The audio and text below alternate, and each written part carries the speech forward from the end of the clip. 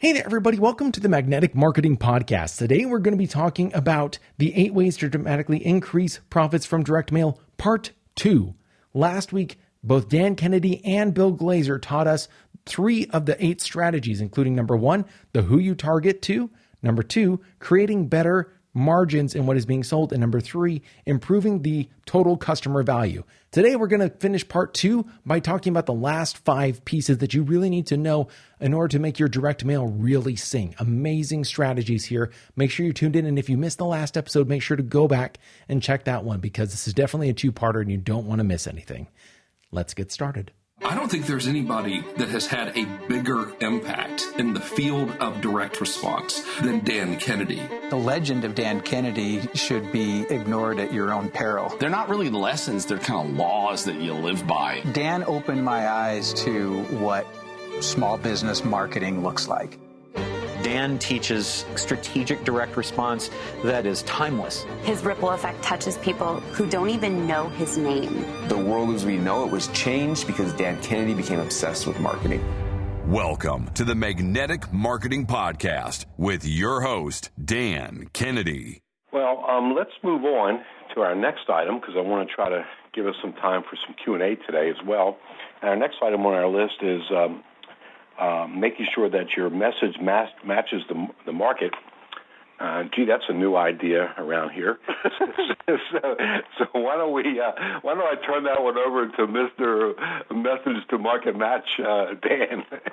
I just read a book yesterday where it's proclaimed as a revolutionary new process by the author, the marketing triangle with message to market match. So that wouldn't be a no BS book, would it? So no. It's unfortunately not mine at all, but it's someone who has invented this new process. Oh, great. Well, this loops back to the first thing we talked about, is really tightly connecting the who that you are going to mail to the message. And here again is where people often don't get the results they want from direct mail because they are sloppy at one end of that or the other or both. So sloppy about the selection of the who and or sloppy about the matching of the message to the who. And so age matters a lot. Gender matters a lot. Married or single matters a lot. Own a business or work in a job matters a lot. We live in a very fragmented world, and so there's no such thing anymore as golfers. There's a million little subsets, and people expect to be talked to and respond when they are talked to only in their subsection. So there's a huge difference between the once-a-year golfer, the once-a-month golfer, and the once-a-week golfer. There's a huge difference between the golfer who almost always bets money on his games versus the golfer who does not bet money on his games. There's a huge difference between a fluent golfer and unaffluent golfer, and on and on and on and on and on.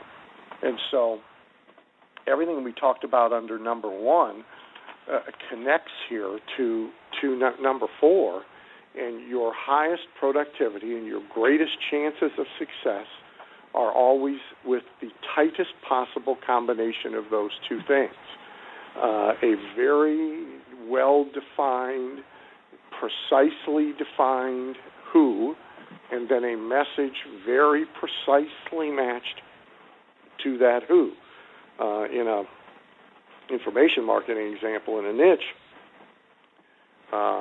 we found now with 3 different clients that there's enormous gains to be had by separating out the practitioner who is a short number of years away from likely retirement versus the practitioner who is not yet at that point.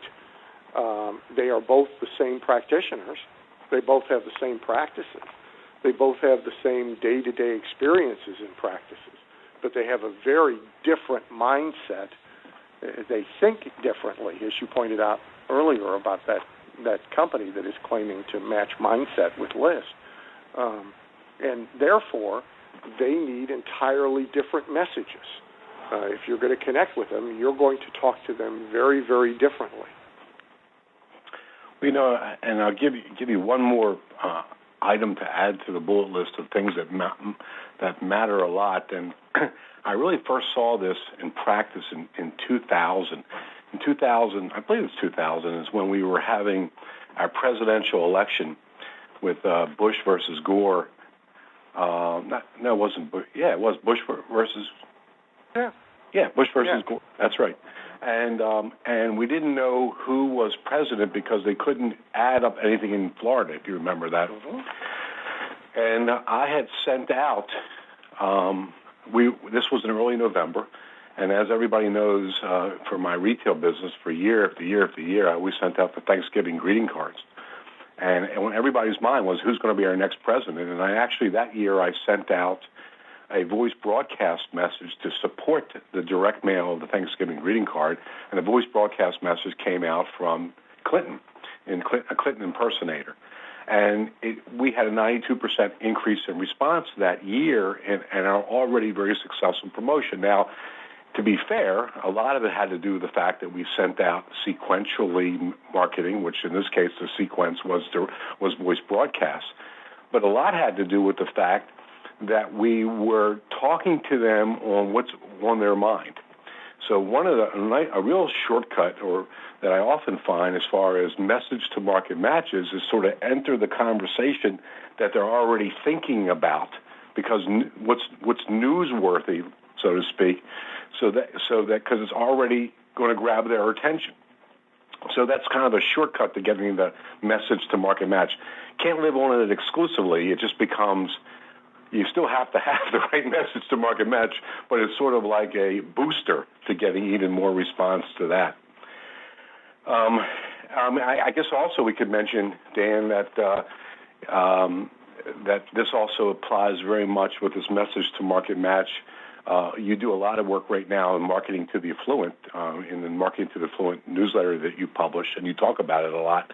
And again, I think that's another real smart place to be thinking about is the message to market match, and thinking about how do you connect with the thinking of the affluent. By the way, I listened to that call you did on the Boomers call, and I thought that what you had reported was fascinating on that call, especially how now 60-year-olds feel about themselves. Yeah. Which is not an age that you and I are even contemplating, but... Well, no, but... well, it's interesting. I mean, even you see, people tend to categorize too broadly, and so this message, like if you take the affluent, I mean, the affluent breaks up into at least a dozen different subsections that ideally are talked to very, very differently. I mean, there's sort of the millionaire next door crowd, as Thomas Stanley described, who basically would be classed as affluent, but live significantly beneath their means in every category but one personal passion, and their value system is still very middle class, where you have this person who might have exactly the same income and even the same net worth, but it is called flash affluent, and is about peacock display of their status, and you really cannot sell effectively to those two people with exactly the same message. And most businesses really should think about themselves as a collection of vertical businesses under one umbrella, rather than as one business. So the next item on our list, and it's probably one that I enjoy the most in terms of being able to be creative, and certainly been, with all the outrageous advertising I've done throughout the years, it's an area that I've really spent a lot of time on, which is the exterior of the envelope. And a lot of people, and I've been preaching and teaching it for a long time, but a lot of people, they assume that the envelope, when you send something to somebody, they're going to open it up and read what's inside of it. And oftentimes the battle is lost because no one ever does open it up and read inside of it. I mean, I've always tell, and I do it myself, I basically look through the pile of mail next to a trash can, and if it has no interest to me, I never open it up. It just goes right into the trash can. And so thinking in terms of getting the envelope open is very important. It's critical. There's two basic strategies that are often talked about. One is the blind approach, where it appears as it comes in basically a plain number 10 envelope.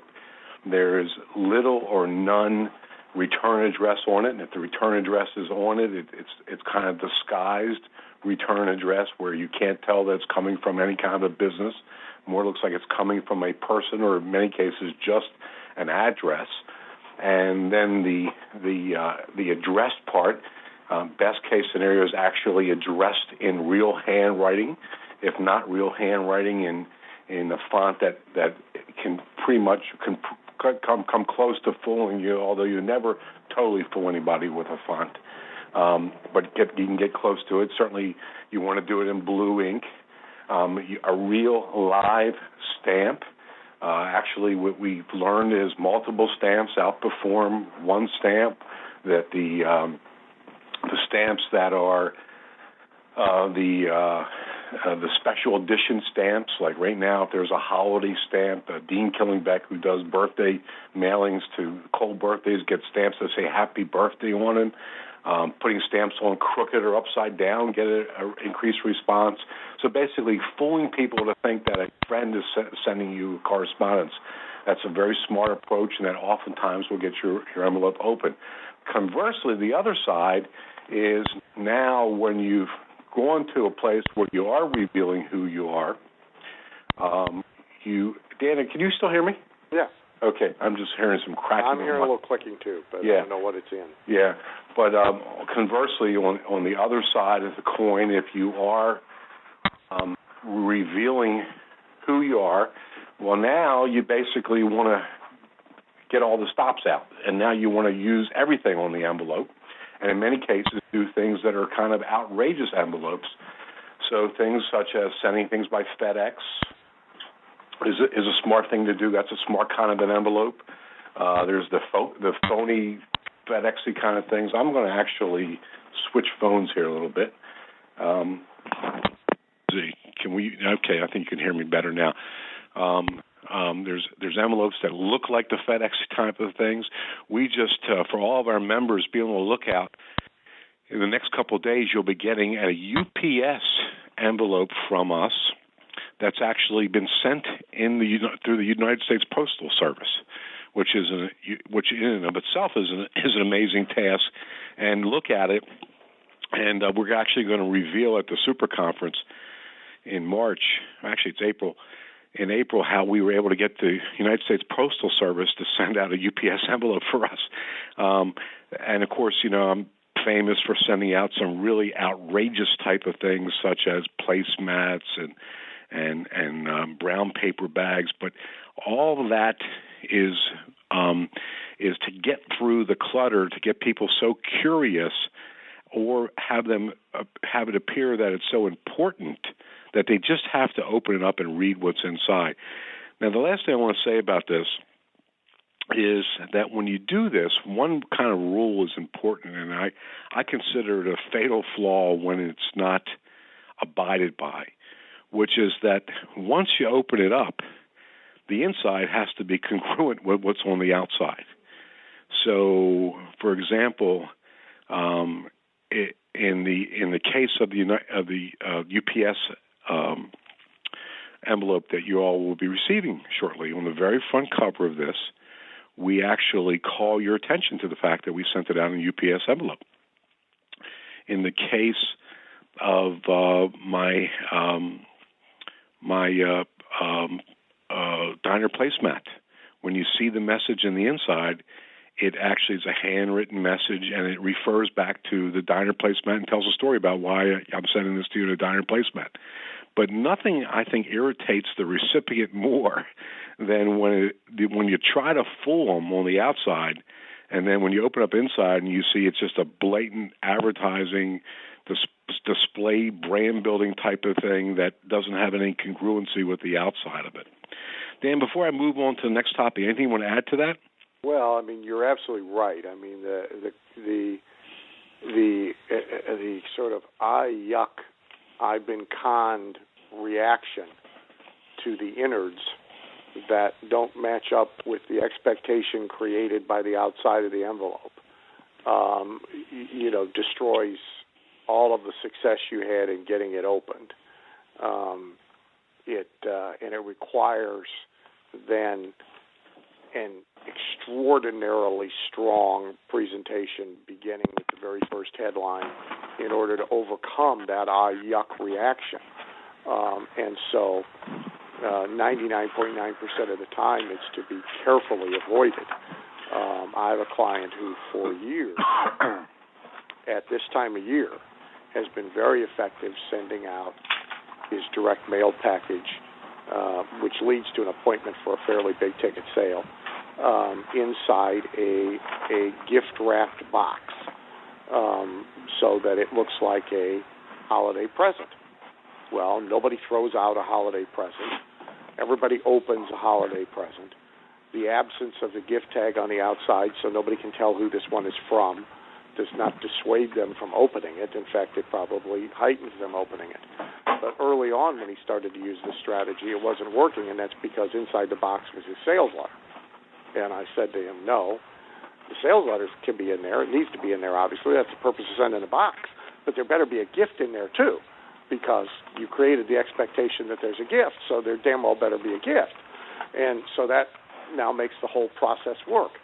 Halbert, for years, with pure sneak-up, where you've been led to believe from the outside of the envelope that it's from Aunt Mary or that it doesn't contain commercial information. But you have to enclose a brochure and you have to enclose an order form. His strategy was always to put that inside a second sealed envelope, so that you read the main letter, or you read the card, or whatever piece it was that was congruent with the outside of the envelope, and you didn't open that thing up and have coupons and brochures and order forms falling out all over your desk or your kitchen table. So I totally concur. I think you've got to give great care to making the immediate reaction upon opening the package match up with the expectation that got them to open it in the first place. I mean, so if you say photo enclosed, there damn well better be a photo. If you say confidential and personal, then the first thing they see better be confidential and personal. Well, the next item on our list here is, so now that let's assume that we were successful in getting the envelope open. The next thing is now we've got them inside the envelope and we want to compel readership when the envelope is opened. And kind of a couple things to consider in doing that. I mean, clearly the headline, the first thing that they see and read, has to be compelling enough to get somebody to continue. The job of the headline is to do just that, which is to further along readership. So that's a very, very important place. Other areas also are using things such as grabbers on the top of the envelope. So that's another thing that they see early on. So that grabber, in the case of the Halbert world, Stan mentioned Halbert, he often used the $1 bill as a grabber. So he used money at the top. Lots of other grabbers that can be used, and our members have been using. I mean, I see they send me grabbers all the time, marketing pieces with grabbers on there. Very, very smart strategy to compel readership. The other area that certainly is important is not only is all the text of what's sent to them important, but another area that's very, very important is what I call the opening sentence after the headline. So what that sentence does is very, very valuable, and I find that oftentimes people make the mistake of starting to talk about them and their business and their company in the opening sentence versus what this will do for the recipient. in the opening sentence. I teach in my Creating Copy That Sells course that one shortcut to the opening sentence is what I call the if-then theory. If you blah, blah, blah, blah, blah, blah, then this will be da-da-da-da-da-da. It's not the best opening sentence, but it's a good formula for at least not having a bad opening sentence. And then the last thing I'll say in terms of compelling readership, which is another area that I find many people make a fatal mistake on, is the whole notion of sort of cosmetics to what is being sent to them. What cosmetics are used. The whole Dan teaches in his No BS Sales Letter book all about the whole notion of double readership. Actually, it's not the No BS. It's the Ultimate Sales Letter book. But the whole notion of double readership and how there's some people are skimmers and just look at certain things in order to get the message. And this happens a lot. So the use of smart cosmetics to move people along in order to keep the readership there. Before we move on to the next topic, Dan, anything you want to add to that? Nothing, not compelled to. Well, nothing trumps personal interest. And so we all use all sorts of gimmicks and grabbers and devices, and really what we're trying to do is buy a few moments of permission, to get them interested in what it is that we have to say. And often we're having to rely on those things more than we should because we've ignored number 1 and number 4 from this list you've compiled or haven't done a very good job with it.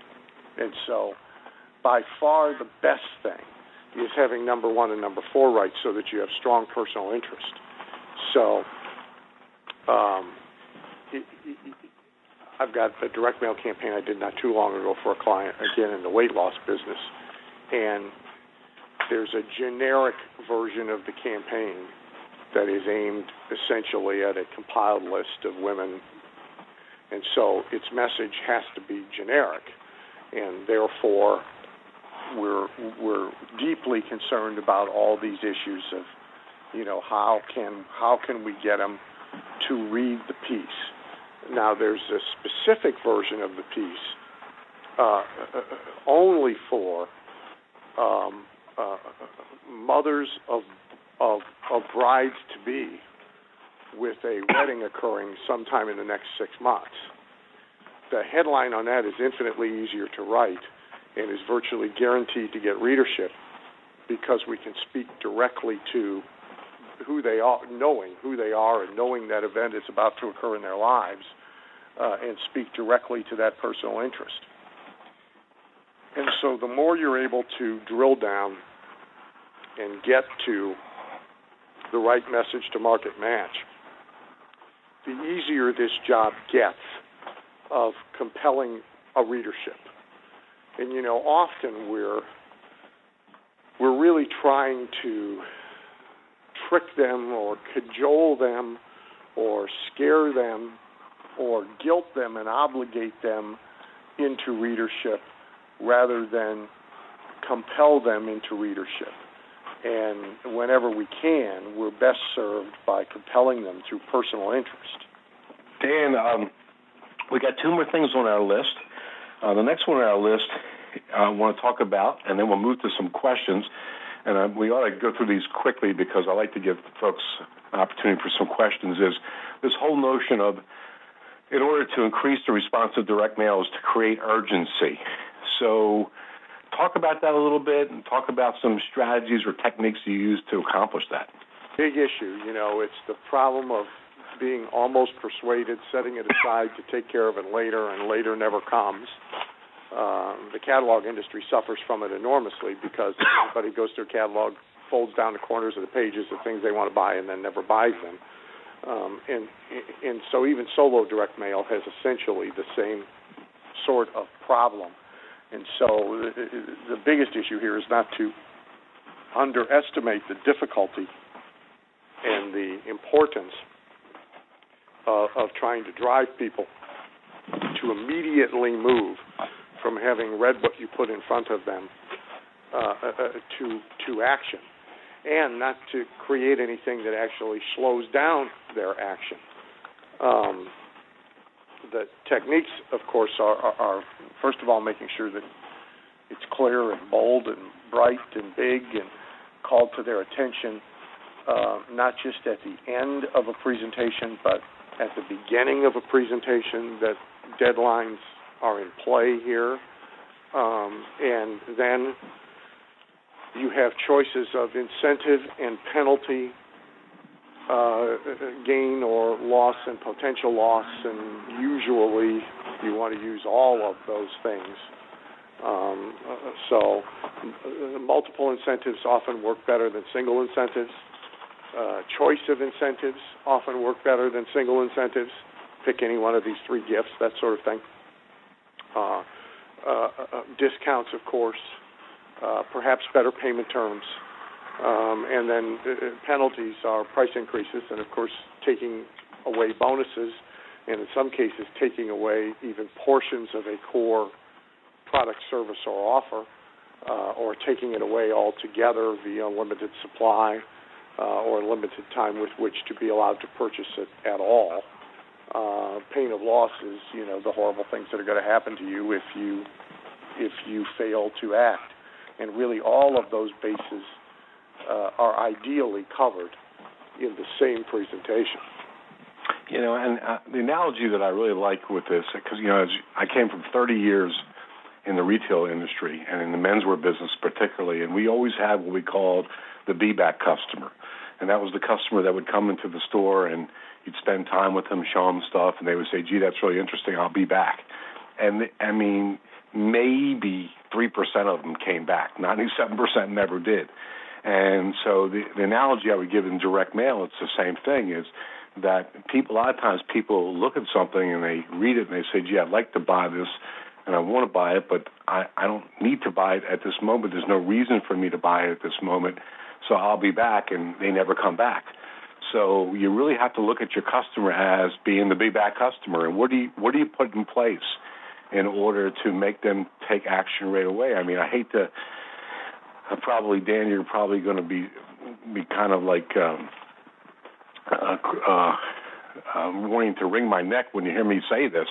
But like, for example, the $500 early bird discount that we're giving to people to respond before December 31st, the 400 autographed books, so be one of the first 400 people to get the Gene Simmons book, the easy payment plan, all those things that I told you about before for the super conference. Kind of peeling back the curtain, revealing to you the fact that these are all there to create urgency because, we have a limit. We have a legitimate limit amount of people that we can put into this room, and we want to get people to respond quickly to take the task off of us for having to work harder to fill the room. So these things are in place, and you just sort of saw them happen to you. Let's move on to the last topic. And here I don't think we really should spend a lot of time on this at all, because to me it's number 8, and it clearly should be number 8, which is this whole issue of reducing the cost and controlling the cost of your direct mail. And just, Dan, quickly, some strategies to do that? Well, most small mailers spend way too much time thinking about this and way too little time thinking about the other items. And I personally made a whole lot of money in direct mail in my entire life and have never once sort of conceptualized and planned a campaign or a piece and then sat down and tried to figure out how to shave some cents off of its actual production. Really big mailers where a penny or two may add up to a significant difference do need to spend some time on this. Certainly format is, one answer. And again, right now in the catalog industry, you see slightly smaller page size, for example. In some cases, lighter paper, I have a client right now, we just switched from glossy paper to newsprint paper for a 36-page direct mail booklet, and it matters.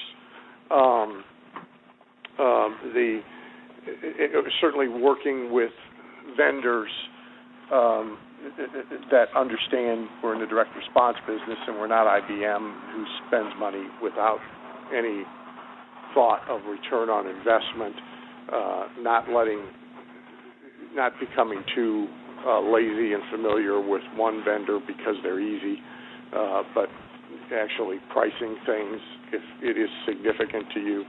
But the biggest thing you can do to control cost is actually number one, which is doing a much better job at targeting so that the money you are spending is being spent on the highest probability prospects. And so, I've often used the example, and I just did a mailing. So for me, every once in a while, and for many years, often, the National Speakers Association was a target market of mine.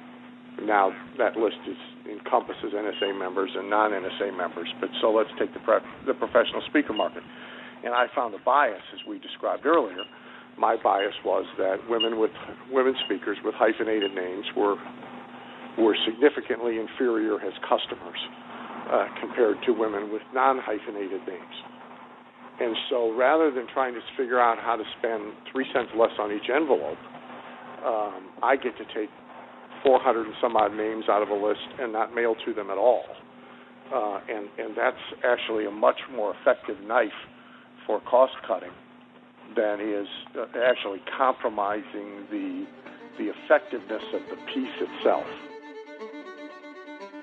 Thank you for listening to the Magnetic Marketing Podcast with Dan Kennedy. If you love hearing in on these lost Dan Kennedy talks and speeches and calls, then please let someone else know about this podcast. That's how you can help it to grow. And the more it grows, the more free Dan Kennedy we can bring to you. Also, Dan would love to give you the most incredible free gift ever, designed to help you make maximum money in minimum time. Now, this free gift comes with almost $20,000 in pure money-making information for free just for saying maybe. You can get this gift from Dan right now at nobsletter.com. Not only will you get the $20,000 gift, you're also going to get a subscription to 2 marketing newsletters that will be hand-delivered by the mailman to your mailbox each and every month. One from Dan Kennedy and one from me, Russell Brunson. To get this gift and your subscription, go to nobsletter.com right now.